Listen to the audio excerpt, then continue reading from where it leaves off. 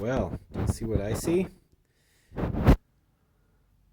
If you said matching fender wells that look almost even and rust free, you would be correct.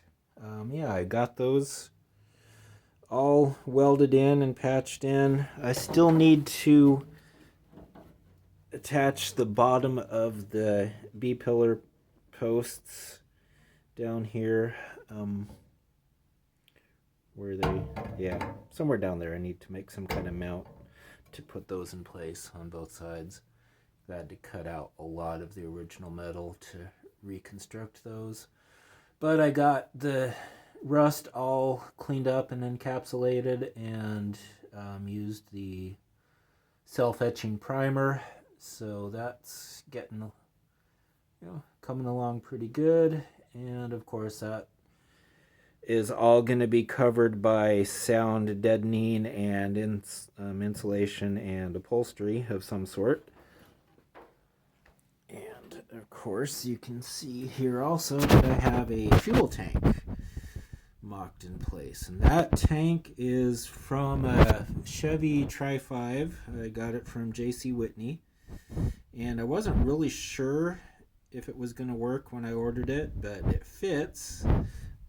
Well, I can make it fit. One thing I completely overlooked is a spare tire. And what I think I'm going to end up having to do, because I originally wanted the tank to sit lower in the trunk, like underneath these braces. But if I do that, there's not going to be enough room. Yeah, there won't be enough room for a spare tire under there. But if I have it up higher, I lose some trunk space, but I'll be able to build a mount underneath the tank for a spare tire with one of those spare tire winch type things with a cable that drops down and lifts it up, holds it in place. Yeah, just like a modern car, right? And also by doing that, this area right here, I can have recessed further down, so it's like more of a little cubby stowage area for like the jack and the whatever odds and ends that you might end up putting in your trunk. Jumper cables, emergency stuff, flares, whatever. It'll just be like down further here. And the back of the seat, originally the back of the seat was right here, and that will clear if I do it the same way. But the seat also was a whole lot thicker. I mean, it was like real thick springs and foam matting and just, really thick. I could actually move this forward by a few inches, like to line up with this indent mark right there, and have that be the base for the back of the seat and give me a little bit more clearance. And I have to rebuild this whole area up here anyway, so I could just move that forward. It wouldn't be that hard of a task just to have the back of the seat forward by about 4 or 5 inches. I think that would give more trunk room and not lose any passenger area, because the seat that I'm gonna build for it will be constructed mostly just out of high density upholstery foam, and it won't have to be nearly as thick as the original seat was. It'll also give me more of a rear shelf area. Instead of just this little rear shelf, it will come down, come out about another 4 inches or so. So that's what I'm thinking there. That'll give me more trunk space and not sacrifice any passenger space. Yeah, that I think would be the solution.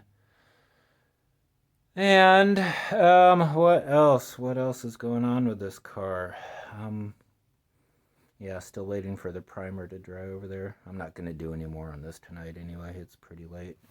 But yeah, so I got that done. I still need to weld in the fender nuts, which I'm just going to use fender washers and nuts and just actually weld them right in place so that the bolts can come up from underneath.